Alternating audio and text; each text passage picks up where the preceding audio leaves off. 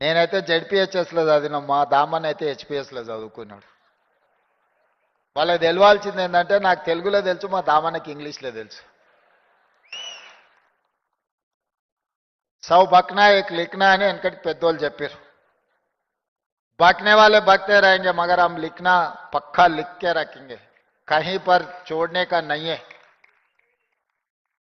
इस बार कहीं किसी को जगह नहीं छोड़ेंगे. जो जाति के लिए जरूरी है सब कुछ लिखेंगे,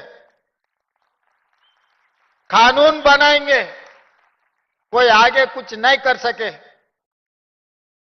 భవిష్యత్తులో మీకు ఏం కావాలనో, భవిష్యత్తులో మీ హక్కులను ఏ విధంగా కాపాడాలనో చట్టబద్ధత కల్పించే బాధ్యత నాది, దామన్నది, లక్ష్మణ్దీప్ వేదిక మీద ఉన్న ఎమ్మెల్యేలది.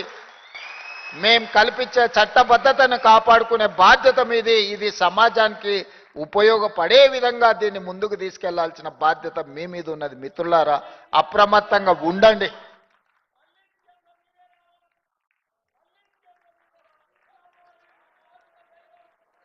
అందుకే మిత్రులారా, గత ప్రభుత్వం మీకు తెలుసు, బర్రెలను, గొర్రెలను, చేపలను ఇవి వాళ్ళు ఇచ్చింది. మిమ్మల్ని ఏమో చెప్పులు కుట్టుకోమని చెప్పింది. బర్రెల్ని కాసుకోవడము, గొర్రెల్ని పెంచుకోవడము, చేపల్ని పట్టుకోవడము, చెప్పులు కుట్టుకోవడము వీళ్ళు వచ్చి మనకు నేర్పాలనా? జాంబవంతుడు నుంచి ఇప్పటి వరకు ఈ జాతికి ఆ విద్య తెలియదా? నువ్వు కొత్తగా ఇచ్చింది ఏందని? వీళ్ళు బర్రెల్ని పెంచుకోవాలా, గొర్రెల్ని అదేవిధంగా చేపలు పట్టుకోవాలి, చెప్పులు కుట్టుకోవాలా? మీ పుల్లలు మాత్రం రాజ్యాలు వెళ్ళాలనా? ఇదా మీ జాతి యొక్క ఆలోచన? అందుకే ఈ బర్రెలు, గొర్రెలు, చేపలు కాదు, చెప్పులు కుట్టుకోవడం కాదు, చెప్పులు కుట్టిన ఈ జాతే డాక్టర్లు, లాయర్లు, ఇంజనీర్లు కావాలి, ఐఏఎస్లు, ఐపీఎస్లు కావాలి, మీరు ఎమ్మెల్యేలు, ఎంపీలు కావాలి. ఈ రాజ్యాన్ని నడపాలా. అప్పుడే ఈ జాతి గౌరవం పెరుగుతుంది. గొర్రెలు, బర్రెలు, చేపలు, చెప్పులు కుట్టడం కాదు. డాక్టర్లు, లాయర్లు, ఇంజనీర్లు కావాలి, ఐఏఎస్లు, ఐపీఎస్లు కావాలి. ప్రజాప్రతినిధులై ఈ తెలంగాణ పునర్నిర్మాణంలో మీరు భాగస్వాములు కావాలి. దానికోసం మీరు కష్టపడండి. నా శక్తి ఉన్నంత వరకు మీకు సహాయాన్ని అందించే బాధ్యత నాది. డాక్టర్ బాబాసాహెబ్ అంబేద్కర్ గారు సామాజిక న్యాయం, సమానమైన అవకాశాల గురించి ఏదైతే చెప్పిండో, తెలంగాణ రాష్ట్ర బిల్లు ఏర్పాటులో బాబు జగ్జీవన్ రామ్ గారి కూతురు మీరా కుమారి గారు ఎట్లయితే తెలంగాణ రాష్ట్రాన్ని ఏర్పాటు చేసిందో, ఆ స్ఫూర్తితో నేను పనిచేస్తాను. నేను ఎవరికి వ్యతిరేకం కాదు, అందరూ నా వాళ్ళే, నేను అందరు వాడిని.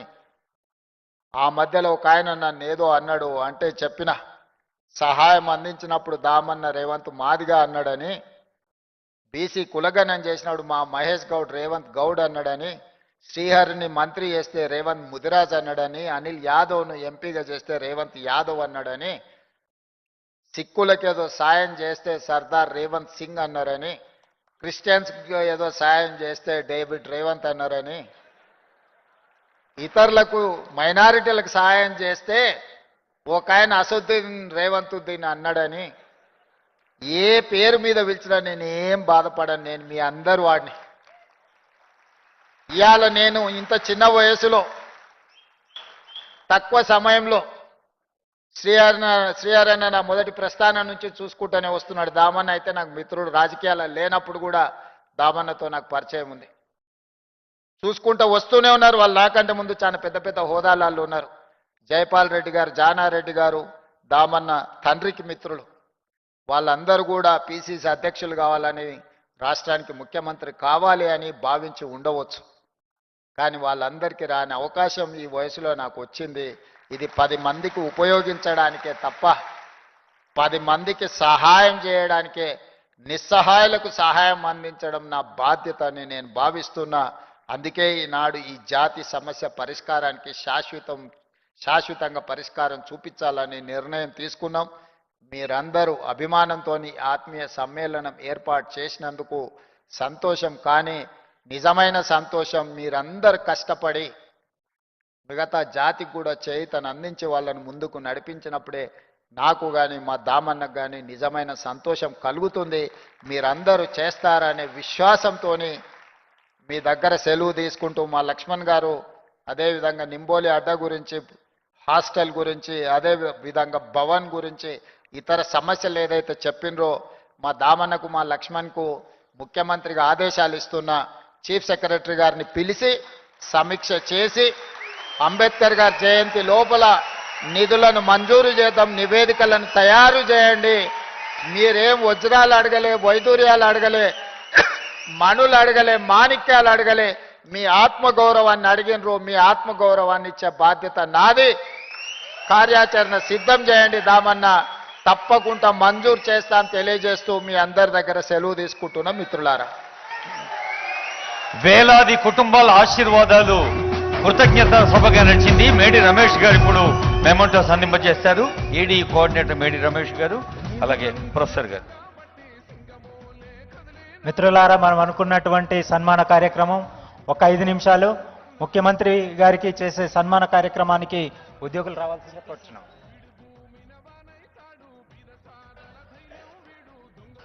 అందరూ కలిసి ఆనందంగా, ఆప్యాయంగా, ఆత్మీయంగా అందజేస్తున్న సన్మానం అది.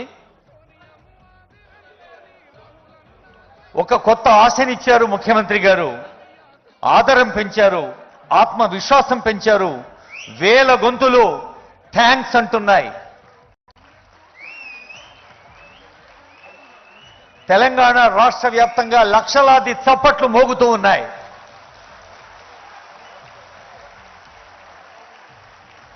తల్లులు, తండ్రులు, చెల్లెలు అందరి ఆశీస్సులతో సంక్షేమం అనేది నిరంతరం కొనసాగుతుందని ప్రజాపాలన ప్రగతి ప్రణాళికలో గౌరవనీయులైన ముఖ్యమంత్రి గారు తలపెట్టిన ప్రతి అంశం ప్రజలందరికీ మంచి చేయాలని కాంక్షిస్తోంది ఈ వేదిక. ఇందాక ముఖ్యమంత్రి గారు మనకొక దారి చూపించారు.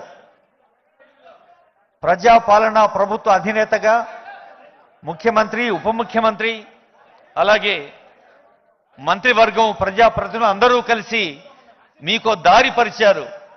అనుకోకుండా దారిలో చిన్న చిన్న స్పీడ్ బ్రేకర్లు వస్తే దారిలో పక్కదారి పడితే దాన్ని మీరే క్లియర్ చేసుకోవాలి. మరి ప్రభుత్వం సిద్ధంగా ఉంది మీకు మంచి చేయడానికి. ఆ మంచిని మీరు ఆచరణలో పెట్టేందుకు మీరు ప్రయత్నం చేయాలి అని గౌరవనీయ ముఖ్యమంత్రి గారు మనకు సందేశం అందించారు.